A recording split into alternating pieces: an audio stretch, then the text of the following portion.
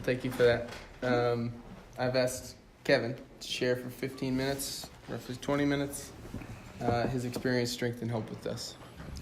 Hi, good evening, everybody. My name is Kevin, and I am a heroin addict. What's up, Kevin? And, I came in, I kind of experimented with a lot of things when I was growing up. I was a teenager in the mid-'60s, and, we used to hang out in this little park. I grew up in Queens, and we used to hang out in this little park, 88th Street Park. And there were different little sections of the park where everybody hung out. And the group of guys I hung out with, they called us the farmers. We used to wear coveralls, we had long hair, and we were all like hippies and stuff like that, And we smoked a lot of pot and we drank a lot of beer. And then there were the boys who hung out on the other side of the park. They were all wannabe mobsters because their dads were in the mob, and they wanted to be in the mob. And then over in the dark corner were the junkies, and we used to make fun of them. They'd be all sitting there with their heads down, and we're saying, here we are saying, oh, we're having such a great time, and they're just sitting there doing nothing, And, but you know what? The first time I had the opportunity to do an opiate was a friend of mine brought some opium from Brooklyn, and I remember standing there on somebody's front lawn and smoking it. I took one hit, I fell down, passed out, and when I opened my eyes, I went, wow, this is freaking great, and I wanted more. I just wanted to do more, He had a little tiny piece, it was like a little piece of black tar or whatever, but that was it, There was enough for one or two hits for each one of us, and then I didn't see it again for quite a while, But, I continued drinking, smoking pot. It was the 60s. We weren't getting stoned. We weren't getting high. We were expanding our consciousness back then. That's what the news was of the day. We were trying to find a spiritual condition. And I think in a little way we kind of believed it. I mean that it was the hippies and the music and everything. Told us there was this guy Timothy Leary. Tune in, turn on, and drop out, And that was the message back then, You gotta use substances to fit in, And I tried everything, But I kind of gravitated towards drinking beer and smoking pot, and along with that, It's funny. I just heard a song by the Ramones today, and every time I've heard it a couple of times in my life. And every time I hear it, I laugh. It's called Carbona, Not Glue. And I did Carbona, too. It's a spot remover, and it removes spots from your brain, And whatever was out there, I tried it, But I always remember that feeling I had with that opium, And I said, wow, that's instantaneous, It just right there, And but I said, I didn't come across it. Barely finished high school, but before I got out of high school, I overdosed on barbiturates and alcohol one night, and my friends left me propped me up on the stoop. That's what we called it down in Queens. The steps going up into the house was the stoop, and they rang the doorbell and ran. And my mother and my stepdad thought I was drunk, and they put me to bed. And I could have died right there in my sleep that night because I had taken a handful of barbiturates, my mother's prescription, and I was drinking all night, But I did. I came to the next day, and I just went on my merry way. Like I said, I barely got out of high school, tried college for a month. It was a 2-hour break in between my first and my second period, so obviously I never made my second period, and I eventually dropped out. And as soon as I dropped out, I got a letter from Uncle Sam asking me to come and join them for a couple of years, and I got drafted into the Army. That's when I first developed my first, like we used to call it, like a chippy, you know. You're not quite addicted, but you kind of need it every day, you know. We used to play word games with it, you know. And it was overseas when I was in Korea in like 73 to 74. You could go down to the local drugstores, and, you know, one day we're in there, and I was taking mostly sleeping pills, because that's what I like. I don't like things that pep me up. I like things that knock me out, you know, and I like things that make me numb, feel no pain, and just leave me alone. I just want to kind of like those junkies I made fun of when we were teenagers, you know. So anyway, one day my friend and I are in the pharmacy, and I look up and I see these bottles on the shelf, Codening. It's a cough syrup. And I said to I said, he can't speak English, he's Korean, I can't speak Korean, but I say, I point to the bottle, and I said, let me see it. And I turn around, and in English it says percentages of codeine and morphine. And I was like, oh, this is great, at 50 cents a bottle, you know? So my friend Donovan and I, we got a couple of bottles, and we drank one apiece, and we got nice. We got a nice, not like heroin, but we got nice, So the next day we went down and we got 2 bottles apiece. And next thing I know, we're doing like 6 bottles a day, and it was so sweet, so sickeningly sweet. You had to open the cap to every bottle, and as you're drinking one down, you had to have the next one ready, because if you took a break, you would gag. The stuff was so sweet. But after like 6 bottles, man, who cared? I really didn't care. We would just we would float around the whole compound. So one day we go down to the pharmacy, and I look up, and the shelves are empty. And the guy says, we bought it all. So I said, all right, let's go back up to the barracks. I'll get some money. We'll take a cab. We'll go to the next village. And while I'm getting money out of my locker, he says to me, Kevin, give me a light, because my cigarette lighter was on my locker shelf. And he's got the cigarette in his hand, and I got the lighter in my hand. And we're trying to light the cigarette. And I look at him, and he looks at me, and he says, why don't we not go to the village today, the next village today? So we didn't. And for the next couple of days, I felt very uncomfortable. We had only been doing it for maybe a month and a half, But I felt very uncomfortable for the next couple of days. So I said, I think I should stay away from these opium-based products and just drink and smoke pot, And I did. I went the rest of the time in the Army. Again, I overdosed on pills and drinking over there. I got out. I took a break from everything for like 8 months, because when I came back to the States, they actually made me a sergeant, and I didn't want to lose my sergeant stripe, so I calmed down for a little while. I got out with an honorable discharge in 1975, and I had nothing. I had no plans on anything. I really didn't have any plans to do anything. I bounced from one piece of crap job to another, making minimum wage. Actually, if anybody ever saw this movie Goodfellas, where they robbed this Lufthansa cargo building of $6 million. I was the security guard in that building 2 weeks before they robbed it, and I quit one night because my boss on my day job told me, you got to choose one job or the other, and his job paid 5 cents an hour more, so I quit that night job.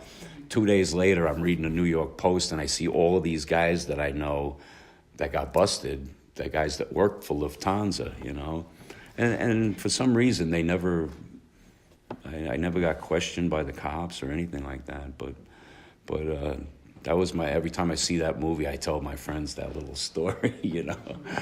But I was really I was also starting to spiral downward, you know. Like I said, mostly with alcohol and pot. Around the 80s, that other powder came in, cocaine, and I found that because by this point, every time I drank, I blacked out, and I hated that. I really hated that, you know. And now I found this magical little white powder that if I did some of that, I could drink a lot more without blacking out. And then one night I'm hanging out in the bar, and my friend Russ comes up to me and he goes, "Kev, man, I went down to the Lower East Side, man. I've been going down there every once in a while." He goes, "I know you used to do this every once in a while. You want to check it out with me?" And so next thing I know, I'm like taking the train down to the Lower East Side, Alphabet City. It was pretty famous back then. I think Al Pacino made a movie, Panic in Needle Park, and there was a couple other movies that were made back then, but it was the Lower East Side, East Village, from Avenue A to Avenue D, and it was nothing but burned out buildings with holes in the wall. And you would go in the hole in the wall, and there would be a flashlight at the end, and you would just walk down there, and there would be a guy with a gun telling you to shut up, keep your right arm up against the wall, and just move down the line, you know. And I did. I started going down there with Russ, and we were copping all the time. And but I never thought. You know, I kept thinking this is just recreational. You know, it's just a little extra on top of whatever else I was doing. And so that didn't last long the second time. You know, and I wound up getting a good job working in the city of New York. Working in the subway system, and in that job I was out of control. I mean, I was doing everything on the job, you know, and I finally got caught, and they said 30-day suspension, Daytop Village, or you got to go. And I said, how much money do I have in my pension? $9,000. Okay, I'll see you guys later. I took the $9,000 and I left. I didn't really care. I didn't care back then, you know. So I spent a year, 2 years, where I said, you know, I said, I know, I got to stop drinking. I have to. I go on marijuana maintenance. That'll be great. So, you know, I don't know. I don't know. I only know Brian here. You know, and I've heard his story. So I'm probably like a piker compared to a lot of people here, because I was really only seriously addicted to heroin for 2 years. The last 2 years I was out there. But it brought me to such a place, such a bottom, that I just felt like I was the worst piece of garbage on the planet, you know. Anyway, like I said, I lost that job. My friend Jimmy gets me a job where he's working out on Long Island in a office supply company, and then one day I'm hanging out there and I see this guy coming into work. He was like the warehouse manager, you know, the receiving manager, and I saw that look on his face, you know. Everybody knows that look, you know. And I went, you know, this freaking marijuana maintenance shit just ain't cutting it, man. It's not getting me where I want to go, you know. So I one day I went up to him. I said, "Hey, bro, you think you could hook me up a little bit?" And he said, "Get the away from me," you know, because I was new and he thought I was knocking on him or something. So anyway, the next day he must have talked to my friend Jimmy. Jimmy said, "No, Kevin's cool. I've known Kevin," and I did. I've known Jimmy since we were like 8 years old. And he said, "No, Kevin's cool." So the next day he comes up to me, he goes, "What do you want?" And now this is where, you know, my addictive brain kicks in, and I sort of, well, I'm only going to do it on the weekend, you know, $20 a weekend, and then I'll be okay with just the pot, you know. And it didn't take long. It really didn't take long at all to where he came back one day. I used to give him the money Thursday, so he would bring it in on Friday, and I would have it for the weekend. And it was for a couple of weeks, it was lasting me for the weekend, And then one Friday he came in, he gave me my $20 back, and he said, "Yo, bro, I'm sorry I couldn't cop." And I knew what happened. He did it, and he did my share and his share, but at least he gave me my money back, I don't know if I would have. I would have made up a story like I got ripped off or something. But anyway, so in order to ensure that would never happen, I said, hey, you think I could take the ride with you next time? And I did. I took the ride with him the next time. I did not need him after that, And I went on my own. I went with him. I started going with some of his friends. And next thing I know, instead of just buying 1 or 2 bags, we're buying 1 or 2 bundles, and I'm like, but I'm thinking I'm all right with the world, We're going up to Spanish Harlem, and I'm thinking I'm the coolest guy in town, man, hanging out in front of Rayo's, which is a real famous Italian restaurant, but I don't have the money to go in, because I'm using all my money for the dope. Now I'm living with my girlfriend. I'm telling her almost every week I either need a tune-up or I need oil change in my truck. And I never, I had the cleanest oil on Long Island. I never went into an auto shop, And then that wasn't enough. So this nice gentleman who my friend Jimmy vouched for me, who gave me the job, me and this guy who I was running with, we started stealing every day out of his warehouse, office supplies, man, calculators, all kinds of electronic stuff, selling $100 calculators for $10, and then I was just, like I said, that's when I really started to say, boy, Kevin, you've lowered the bar more than you ever thought you would. And so, like I said, 2 years I went on with that, and then it was the Christmas holidays of 1988, and I went to my sister's house to give her kids their presents, and they were already asleep when we got there because I had a cop before we left. So by the time we got there, it was too late. The kids were already asleep. I get a little choked up every time I tell this. But anyway, the kids get up the next morning. I kind of come to, and as soon as I open my eyes, I got my little shaving kit, and I want to go in the bathroom, But the kids want to open up their presents, and they want out, and I'm just like, open the presents, will you? They're like, they want to like hug me and stuff, and I'm like, get away from me, just open the presents. And they do. They finally open the presents, and I go in the bathroom.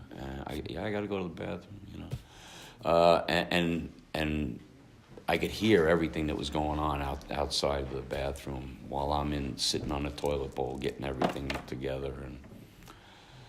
And my youngest niece, Karen, is telling my girlfriend what a wonderful man Uncle Kevin is and how much they love Uncle Kevin. And the dam burst. The tears just started pouring down my face. And I knew right then, I made a decision. I knew right then at that moment that when I got home, I was going to end my life because these people didn't deserve a piece of crap like me in their lives. I was tired of hurting them, tired of hurting everybody that cared about me, everybody that loved me. I hurt them all the time, either by acts of omission or commission, not being there when they needed me or screwing them when they thought I was trying to do good for them, So anyway, I got home. We got home. I sent the little woman off to work, and I'm sitting there with everything right there in front of me, ready to do it. And this other voice came in my head. I'll remember it clear as day. That's not happening, pal. I got other plans for you. I did not know it then, but I know it now that it was my higher power reaching out to me saying, you know, your life is worth it. And that's what I tell people now. We got to make a decision. You know, is my life worth it? If I can say, yeah, my life is worth it, then why not do the best I can, you know? So I did. I remember the guy that I worked for. He got us like this medical insurance, and I remember seeing on the back, if you have a problem with drugs and alcohol, call this number. And so I did. Now I got to find the pamphlet. It was in the corner of a closet because I never thought I'd need it. I called the number. A nice lady said, come down and see me right now. I went down to see her, and she made some phone calls, and she said, I can get you into Central General Hospital in 3 days, into a detox. And I went, oh, great. What's that?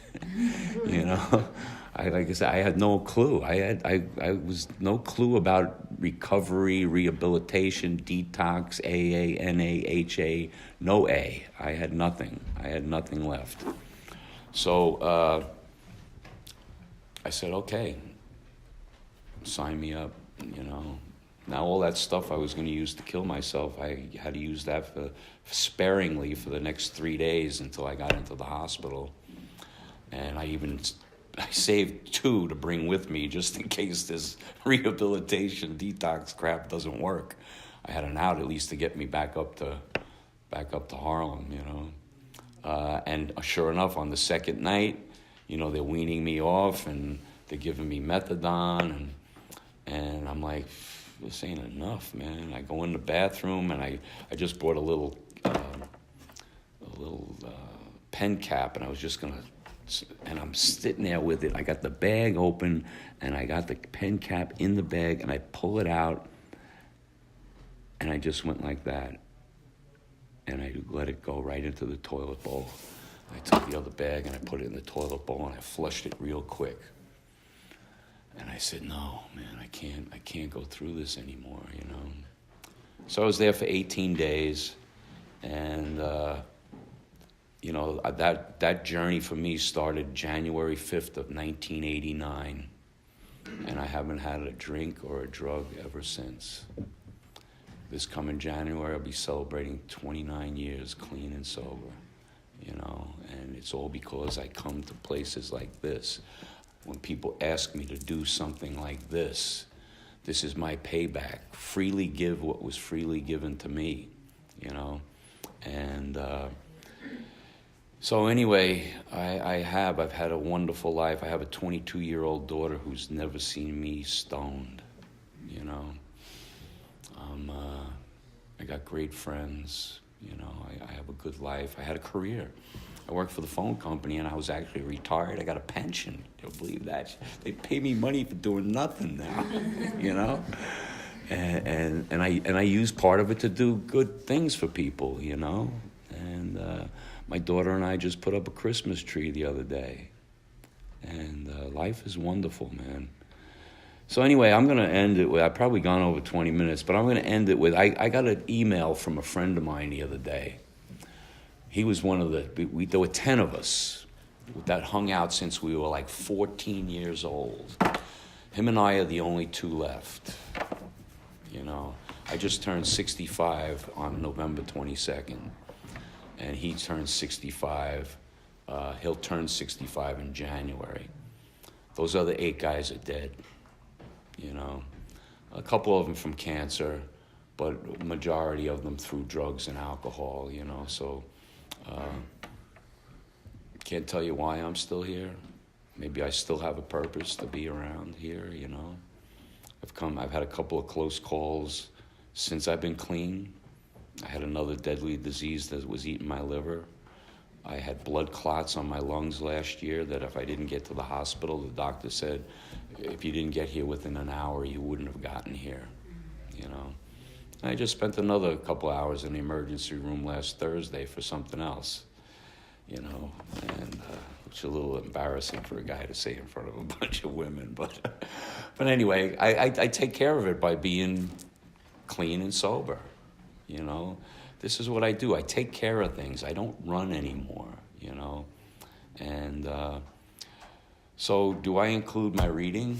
Okay, and this is, I found this pamphlet the other day first, and I'm just going to do this one paragraph, and then I have a reading. This was written by Bill W., one of the co-founders of Alcoholics Anonymous. It's called Problems Other Than Alcohol. Perhaps there is no suffering more horrible than drug addiction, especially that kind which is produced by morphine, heroin, and other narcotics. Such drugs twist the mind, and the awful process of withdrawal racks the sufferer's body. Compared with the addict and his woes, we alcoholics are pikers.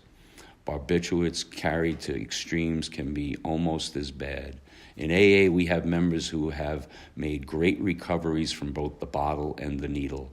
We also have a great many others who are or still are victimized by goofballs and even by new tranquilizers. So, I knew I had addiction to alcohol, and I knew I had an addiction to heroin. And I'm so glad that Heroin Anonymous is around nowadays. It's awesome because I hear horrible stuff all the time lately, and it's an epidemic. So stay. I heard a girl say the other day, I'm not going to keep coming back. I'm going to stay. So please stay. And anyway, my reading is from page 62 in the big book, chapter How It Works. Selfishness, self-centeredness, that we think is the root of our troubles. Driven by 100 forms of fear, self-delusion, self-seeking, and self-pity, we step on the toes of our fellows and they retaliate. Sometimes they hurt us, seemingly without provocation. But we invariably find that at some time in the past we have made decisions based on self, which later placed us in a position to be hurt. So our troubles, we think, are basically of our own making.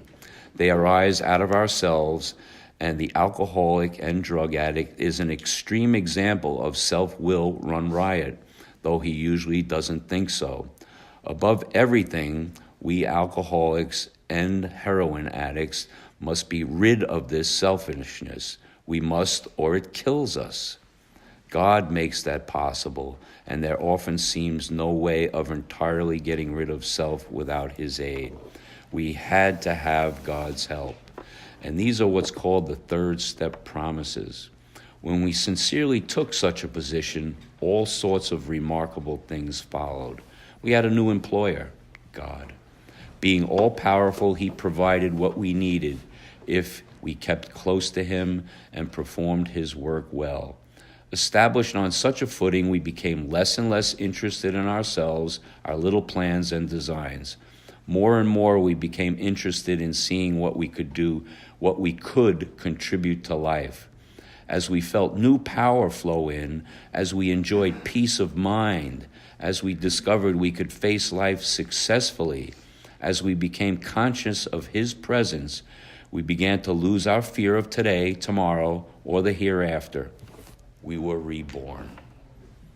Thanks. Thank you.